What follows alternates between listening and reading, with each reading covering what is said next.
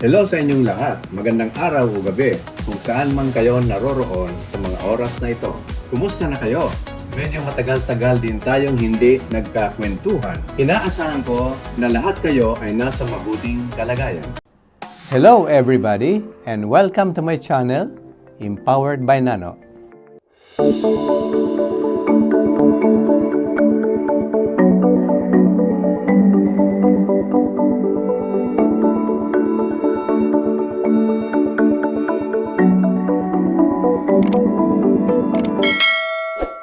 Ang itatampok natin sa episode na ito ay ang mga consumers o mga mamimili.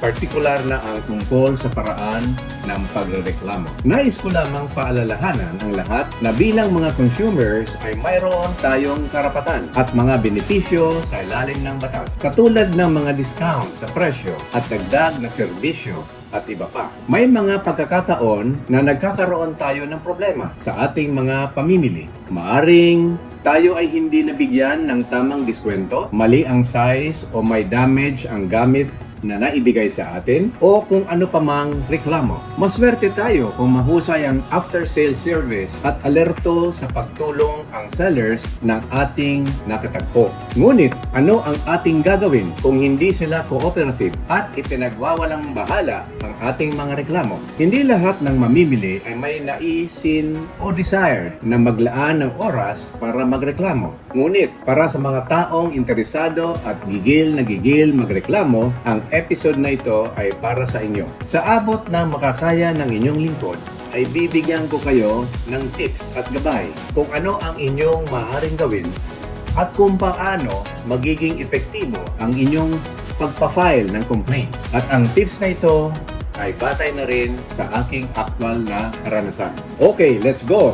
Bilang empowered consumer, hayaan ninyong ibahagi ko sa inyo ang aking mga aktwal na karanasan kung paano igiit ang aking mga karapatan, pribilehyo at benepisyo sa ilalim ng mga batas na nauugnay sa mga consumer. Purihin natin ang dapat purihin, kabilang na ang pagpuri sa mga tindahan at establishmento na naglilingkod ng tapat sa kanilang mga customers. Ngunit, karapatan din natin bilang mamimili or consumers na maghain ng reklamo sa ilan sa mga establishments na hindi sumusunod sa lituntunin ng mabuting pangangalaga sa mga customers. Ang mga karaniwang reklamo ng mamimili o consumers ay maaring nasa anyo ng paghiling para sa after-sales service, follow-up ng mga nakabingbing kahilingan at higit sa lahat, ang paghahain ng reklamo laban sa isang nagbebentang kumpanya na may depektibong produkto o kaya ay hindi pagbibigay ng VAT exemptions at iba pang discounts para sa senior citizens at PWDs. At isama na rin natin dito ang mga reklamo sa tindahang hindi kasiyasiya ang serbisyo o hindi customer friendly. Bago simulan ang alinman sa nabanggit na reklamo, tiyakin ninyo na handa ang lahat ng data at impormasyon na kakailanganin katulad ng pangalan na nagbebenta o kumpanya, kompletong address, numero ng telepono, email address, katangian o uri ng reklamo katulad ng depektibong produkto, petsa ng pagbili, halaga ng produkto o hindi natugunang after-sale service at iba pa. Ihanda na rin dapat ang filled out request form or kaya ay ang nagsusulat na kahilingan o demand letter para sa pagpapalit ng produkto kung may sira o maling produkto ang naihatid. At o iba pang mga remedy na ginawa na upang matugunan ang nasabing reklamo kung meron man. Higit pa rito, kailangan mong ipangako sa inyong sarili na kapag sinimulan mo ang paghahain ng reklamo, siguraduhin itutuloy mo ito hanggang sa katapusan o pagkatapos ng natugunan na nagbebenta o ng kumpanya ang inyong reklamo.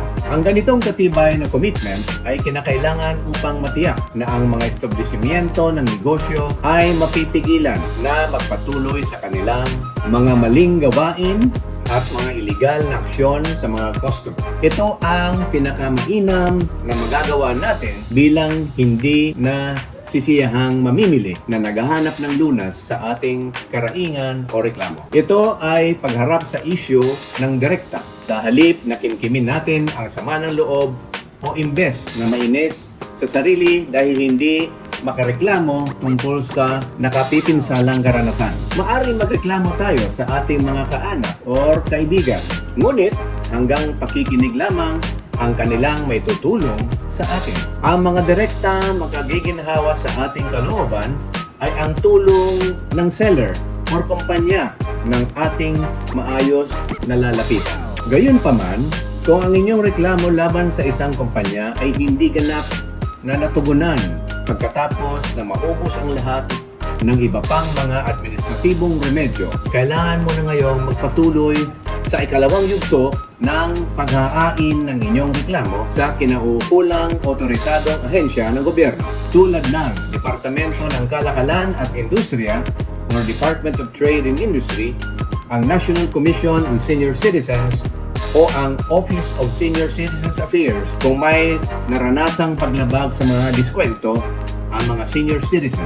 Ang National Council on Disability Affairs, Persons with Disability Affairs Office ay malalapitan kung may paglabag sa mga diskwento para sa mga PWDs. Maaari ding lumapit sa iba pang ahensya ng pamahalaan na naaatasang tumanggap at kumilos ng maayon sa iba pang mga uri ng reklamo. Hihilingan sa inyo ng nasabing ahensya na ibigay ang lahat ng detalye tungkol sa iyong reklamo katulad ng pangalan, address, contact details na nagkasalang kumpanya, katangian ng reklamo, may sira ba na produkto o mga paglabag sa pagbibigay ng diskwento sa mga senior citizen o PWD o kung may hindi natagunan na serbisyo. Tatanungin din ang mga detalye ng gastos, pati na kung ano ang inyong inaasahan bilang remedyo o refund o sagot mula sa inireklamong kumpanya at iba pa. Kung sa tingin mo ay tila hindi tumugon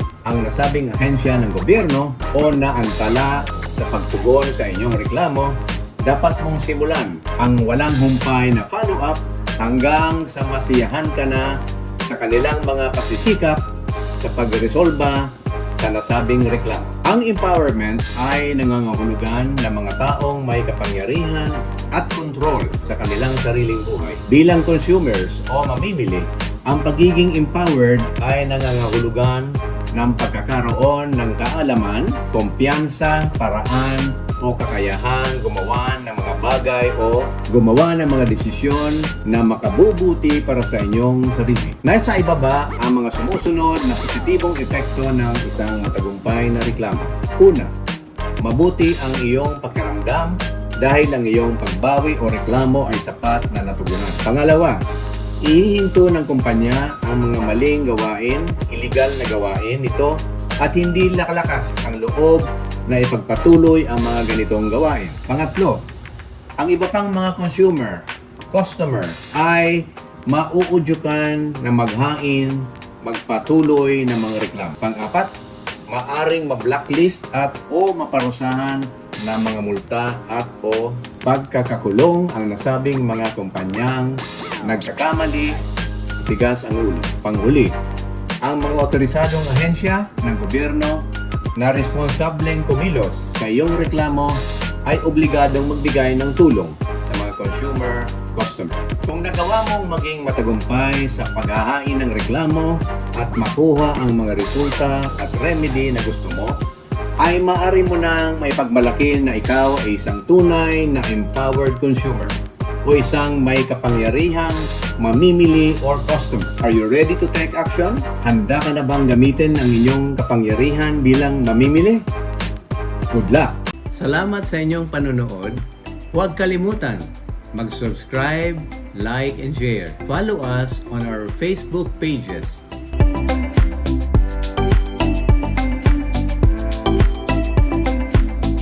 Ito po si Nano, ang nagsasabing, stay strong and be empowered. Bye!